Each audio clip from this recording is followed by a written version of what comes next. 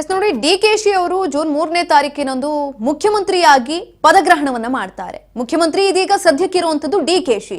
ಆದ್ರೂ ಕೂಡ ಈ ಸಿದ್ದರಾಮಯ್ಯನವರ ಪೋಸ್ಟರ್ಗಳೇನಿತ್ತು ಅದಿನ್ನೂ ಕೂಡ ಬದಲಾವಣೆ ಆಗಿಲ್ಲ. ಇನ್ನೂ ಕೂಡ ಸಿಎಂ ಸಿದ್ದರಾಮಯ್ಯ ಅನ್ನೋ ಹೆಸರಿನಲ್ಲೇ ಬ್ಯಾನರ್ಗಳಿದ್ದಾವೆ.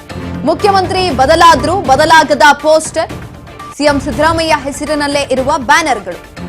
ದೇವನಹಳ್ಳಿ ತಾಲೂಕಿನ ಸರ್ಕಾರಿ ಕಚೇರಿಗಳಲ್ಲಿ ಇನ್ನೂ ಕೂಡ ಸಿಎಂ ಸಿದ್ದರಾಮಯ್ಯನವರ ಹೆಸರಿನಲ್ಲಿ ಬ್ಯಾನರ್ಗಳಿದೆ. ಹಳೆ ಪೋಸ್ಟರ್ ತೆರವುಗೊಳಿಸಿದ ಅಧಿಕಾರಿಗಳು. ಸರ್ಕಾರಿ ಕಚೇರಿಯಲ್ಲಿ ಸಿಎಂ ಡಿಕೆ ಪೋಸ್ಟರ್ ಒಂದು ಕಾಣಿಸ್ತಾ ಇಲ್ಲ. ರಾಜ್ಯ ಸರ್ಕಾರದಿಂದ ಸಿಗುವಂತಹ ಸೌಲಭ್ಯಗಳ ಮಾಹಿತಿ ಯಾವುದು ಕೂಡ ಅಲ್ಲಿ ಏನು ಕಾಣಿಸ್ತಾ ಇಲ್ಲ. ಸದ್ಯ ನಾವು ಇದೀಗ ಏನ್ ದೃಶ್ಯವನ್ನ ನೋಡ್ತಾ ಇದ್ದೀವಿ ಅದು ದೇವನಹಳ್ಳಿ ತಾಲೂಕಿನ ಸರ್ಕಾರಿ ಕಚೇರಿಗಳು. ಅಲ್ಲೆಲ್ಲೂ ಕೂಡ ಡಿಕೆಶಿ ಅವರ ಪೋಸ್ಟರ್ ಇಲ್ಲ, ಸಿದ್ದರಾಮಯ್ಯನವರ ಪೋಸ್ಟರ್ ಇದೆ. ಸಿದ್ದರಾಮಯ್ಯನವರು ಇನ್ನೂ ಕೂಡ ಪ್ರಸ್ತುತ ಸಿದ್ದರಾಮಯ್ಯನವರು ಸಿಎಂ ಆಗಿದ್ದಾರೆ, ಸಿಎಂ ಸಿದ್ದರಾಮಯ್ಯನವರು ಅನ್ನುವಂತಹ ಹೆಸರಿನಲ್ಲಿ ಪೋಸ್ಟರ್ಗಳು ರಾರಾಜಿಸ್ತಾ ಇರುವಂಥದ್ದು. ಆಲ್ರೆಡಿ ಪದಗ್ರಹಣ ಆಗಿ ಇಷ್ಟು ದಿನಗಳಾಯಿತು. ಇದೀಗ ಮುಖ್ಯಮಂತ್ರಿ ಆಗಿರುವಂಥದ್ದು ಡಿಕೆಶಿ ಅವರ ಹೆಸರು ಇಲ್ಲ.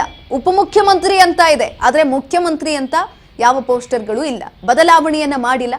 ಹಳೆ ಪೋಸ್ಟರ್ ಅನ್ನ ತೆರವುಗೊಳಿಸೋದಕ್ಕೆ ಅಧಿಕಾರಿಗಳು ಕೂಡ ಮುಂದಾಗಿಲ್ಲ. ಸರ್ಕಾರಿ ಕಚೇರಿಯಲ್ಲಿ ಒಂದು ಕೂಡ ಡಿಕೆ ಪೋಸ್ಟರ್ ಅನ್ನೋದು ಕಾಣಿಸ್ತಾನೆ ಇಲ್ಲ.